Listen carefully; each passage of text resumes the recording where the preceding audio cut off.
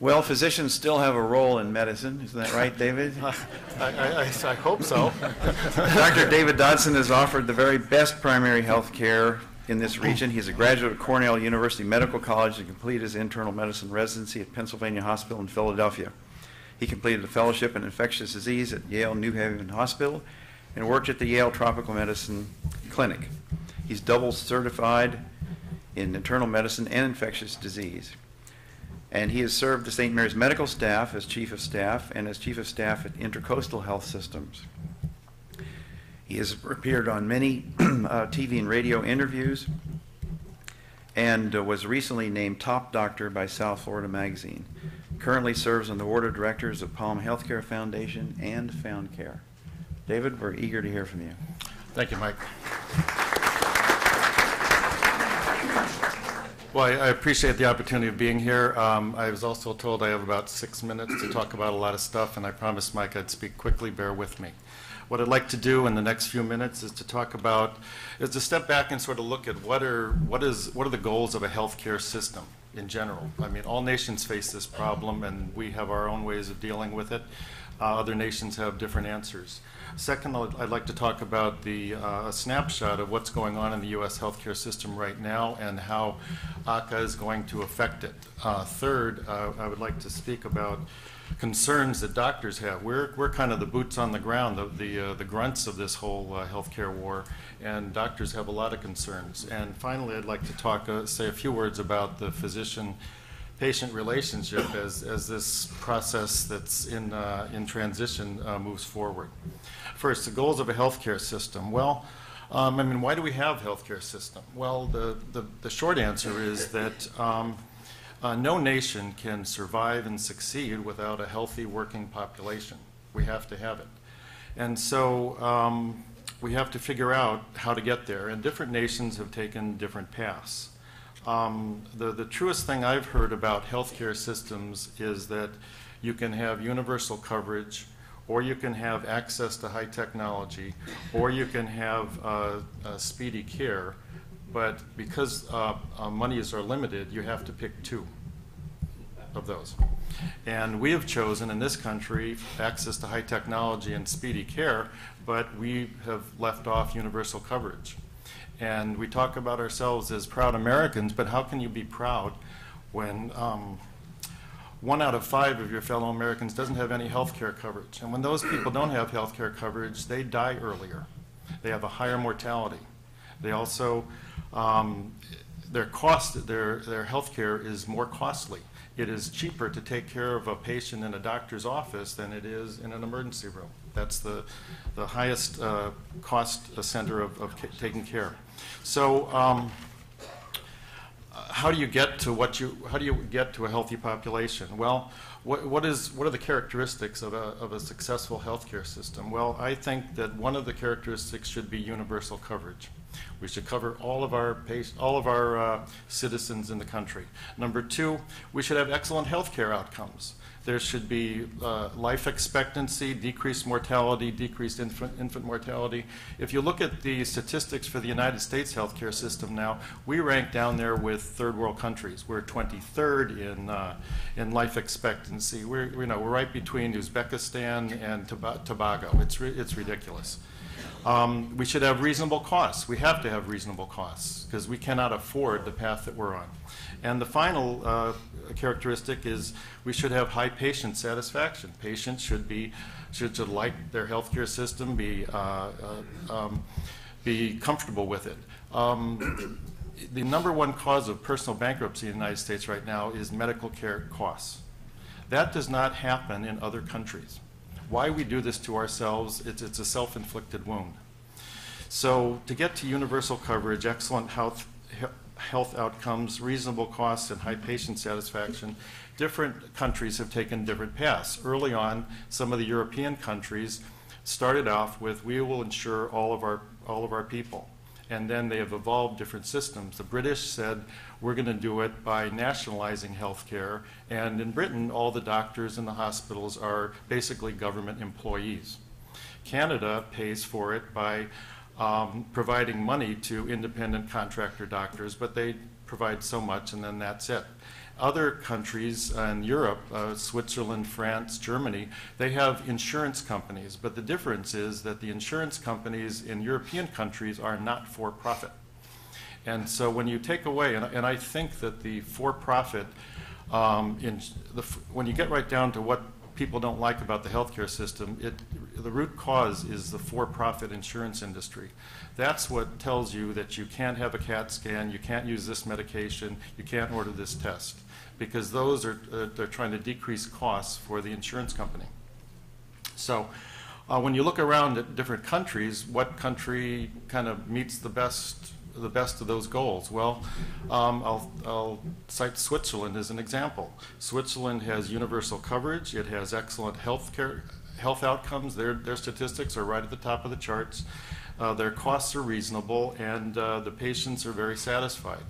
And basically, their model is that the government has tight restrictions on insurance companies, and then the healthcare goes from there. And that model basically is what Massachusetts adopted in 2006. And that model is now what the United States has adopted in 2010. So that is sort of a broad overview of healthcare systems. Now, the U.S. healthcare system, and there are some particulars here that we have to be aware of and deal with. Right now, there are about 700,000 doctors in the United States to take care of 315 million people. About 50 million of those are uninsured. About 17% of our population has no healthcare insurance whatsoever. There have been trends in the U.S. economy from 1950 to now. In 1950, the healthcare expenditures were 4.6% of our GDP. Now they're 17%. Most industrialized countries, their percentages are between 9 and 11% of their GDP. So right now in the United States, we pay a lot more and we get a lot less. We don't insure all our people, and our healthcare outcomes are not as good. The per capita expenditure in 1950, each individual citizen paid about $406 out of pocket. Now the per capita expenditure is $6,807, so the costs have gone up for all of us. And where does this money go? Well, if you look at all the bar graphs, there's a ratio of about $3 goes to the hospital, $2 goes to the doctor, $1 goes to drugs, and then there's a portion of $1 that goes to other stuff. And that proportion has really held, from 1950 to 2009, has held roughly the same. As costs have gone up, the perceived and the real need for health insurance has gone up. That's why back in the day, I guess docs used to get paid in goats and cheese and eggs and good stuff like that, and now we have 90% of the healthcare costs are by third-party insurance of some form or the other. There's been an increased number of physicians in the United States. In 1950, there were 1.4 doctors per 1,000 patients. Now there are 2.7 doctors per 1,000 patients. So the proportion of doctors has gone up. But over the last few decades, there's been a change in the physician workforce.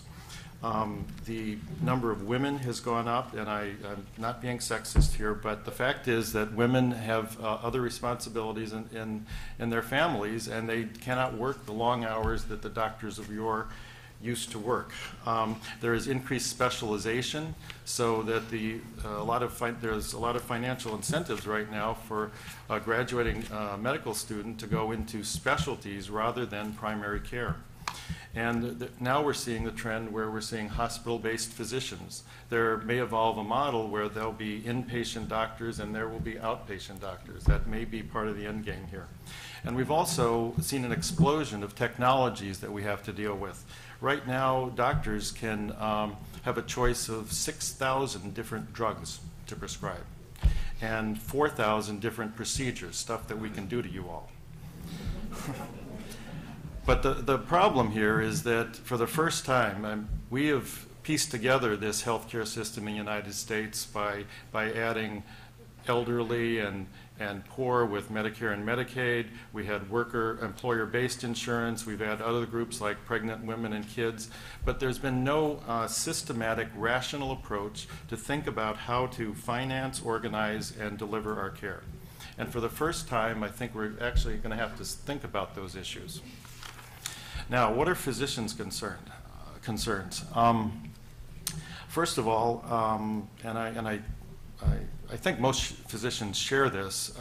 I'm basically happy that this happened. It's about time. I've been ashamed that to be a part of a healthcare system that doesn't cover 1 out of every 5 of our citizens.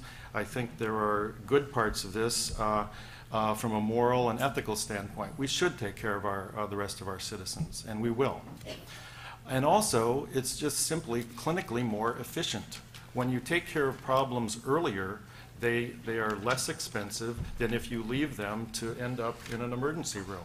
So as time goes on and we evolve our healthcare system, some costs will go down. Now, the bad part, and I've talked to a lot of docs are against this, to be quite honest. Part of the concern is that right now we have a limited and finite capacity of primary care providers, and I would define those as internists, family practitioners, physician assistants, nurse practitioners. Those people do the primary care. And we're already facing an increased demand from an aging population, obesity, diabetes epidemics, and now we'll have 32 million more new insured people who will also be demanding primary care. The average panel size of an average primary care provider in the United States right now is 2,300 patients. The average doc takes care of about 2,300 people. And now we're expecting the number of that number to go up. Now, what's that going to lead to? It's going to lead to, I think, decreased patient satisfaction. We have to worry about increased wait times to see your doctor, and some doctors may end up closing their panels because they physically cannot take care of anymore. And from a physician standpoint, we're going to have less time to spend with each individual patient. And that's going to lead to increased burnout trying to satisfy this increased demands. Now, the good part of ACA is that there are specific provisions in the law that provide for increasing primary care providers. There will be payments of student loans. If you practice in some underserved areas, there will be more nurse practitioners, there will be more physician assistants. So over time, this mismatch of primary care and demand will eventually be sorted out. But there's going to be a pinch for the next few years. Physicians are also worried about decreased autonomy. There's going to be increased bureaucratic oversight. We have regulations to deal with, and there may be limitations of medications and procedures that we can prescribe. There's going to be an increased administrative burden. The law has specific requirements of documentation that we have to meet. We were told that we had to have EMRs, and my partner and I bought an EMR, and the cost is on us. The government hasn't given me 1 cent. So just as you face upfront costs, so do we. And ACA did not eliminate this sustained growth formula. This is the thing that Congress passed about a decade ago that says the physician payments are going to go down about 2% a year, but each year they say, no, we won't do that, and we'll keep on going. So right now, we're up to 20%. If Congress doesn't do anything, all of a sudden, all of the doctor reimbursements will go down immediately 20%. Unsustainable. How do you keep a business going? But they'll probably kick the can down the road, and so next year we'll be worried about 22%. I also worry about patient privacy. There's all these requirements that we give all this data to the government, but all of your records will be accessed, and I have yet to see somebody who can tell me that there's a hack-proof system to guarantee privacy. And another thing that I'm worried about is that ACA does not provide any relief of any tort reform. There's no relief of tort liability. So we're all going to be asked to do more with less, and we're going to be held accountable if anything goes wrong. And I guess the real thing that I'm concerned about is that when you take the best and the brightest, people are graduating college right now, and you say, okay, well, you can go to medical school, and by the time you're graduating medical school, your average debt will be $150,000, and then you can now be a doctor and practice in an environment where people are telling you what to do, they're cutting your salary, they're giving you administrative burdens, and they're making life in general difficulty. The real concern I have about all this is that the best and the brightest in the future won't choose physicians as a career, and that will be a loss for all of our society. And the final thing I want to talk about, and I think I'm still on time, Mike, is the physician-patient relationship. As this stuff was all coming down, I just found it so curious that it was all being developed with so little input from doctors who actually have to implement it. We're kind of the first-line troops. And that disparity is kind of, you can figure it out a little bit because the ACA is really a health insurance system. It's not a health care system. And there's a subtle difference because the health insurance system is what pays for the health care system. A lot of time the health insurance dictates what we do, but there's a subtle difference. And it all comes down to still the doctor and the physician and the patient are still the coin of the realm of any healthcare system. And doctors must advocate for their patients. They must say that we have to cover, we have to make sure that patients get good care. But I would also ask you to advocate for your doctor.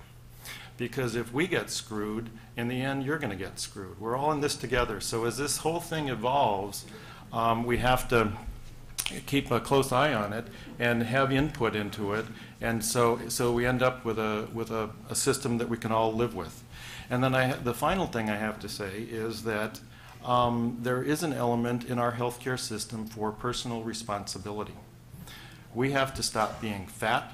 We have to stop having all these other diseases that come on, because when you add the health care of 1 plus 1 plus 1, eventually you get to 315 million.